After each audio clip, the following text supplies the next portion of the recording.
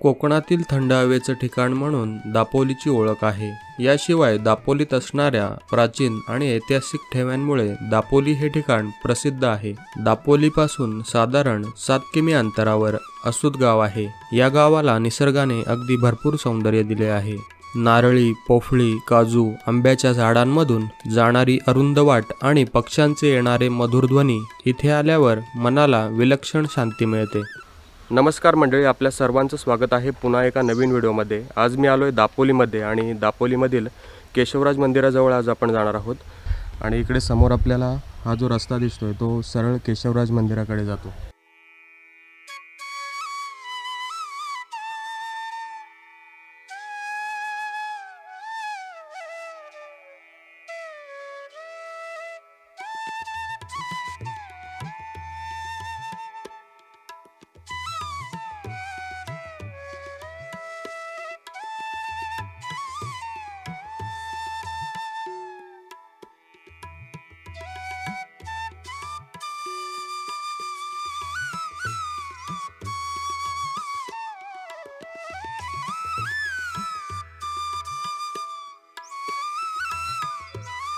जाताना सुरुवातीला इथे छोटा लाकडी पूल होता। आता हा सिमेंटचा बांधण्यात आला आहे। मात्र श्रीना पेंडसे यांच्या गारंबीचा बापू या कादंबरीतून हा पूल अजरामर झाला आहे।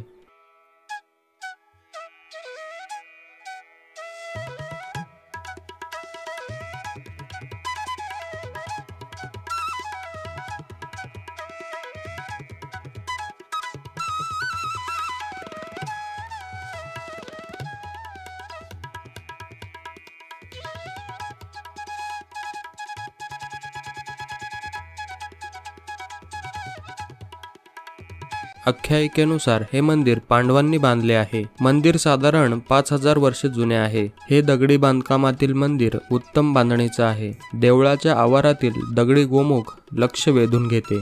गोमुखाच्या वरच्या बाजूस नैसर्गिक झरा आहे। तेथून दगडी पन्हाळीतून देवळापर्यंत पाणी आणले आहे। हे पाणी 12ही महिने वाहत असते।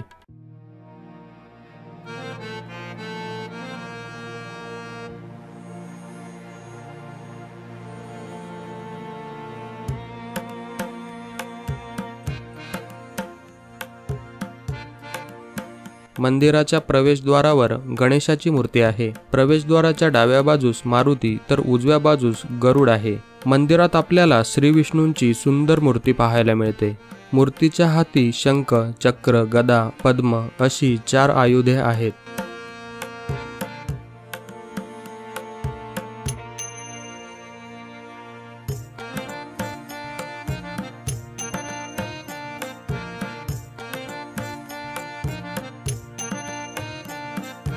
नमस्कार, मी केशवराज देवस्थानचा पुजारी व व्यवस्थापक विलास विष्णू देपोलकर। दापोली तालुक्यातील आसूद या गावी केशवराज मंदिर आहे। हे विष्णूचं जागृत देवस्थान आहे। पांडवांनी एका रात्रीत हे मंदिर बांधलेलं आहे। साधारण 5000 वर्षापूर्वीचं हे मंदिर आहे। 3.5 फूट उंचीची काळ्या पाषाणाची विष्णूची मूर्ती आहे। तिच्या हातात शंख, चक्र, गदा आणि पद्म अशी विष्णूची आयुध आहेत। माझ्या ताई श्रींच्या सेवेसाठी 14वी पिढी रुजू आहे।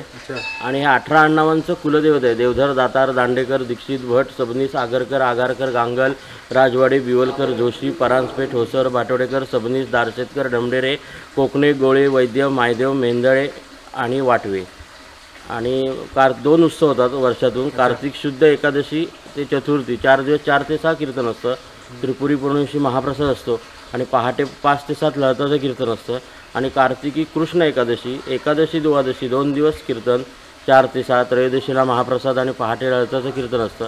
आणि हे पाणी येते 12 महिने असतं। वर आंब्याचं झाड आहे, त्याच्या मुळापाशी तो झरा आहे, कंटिन्यू चालू होतो 12 महिने 24 तास।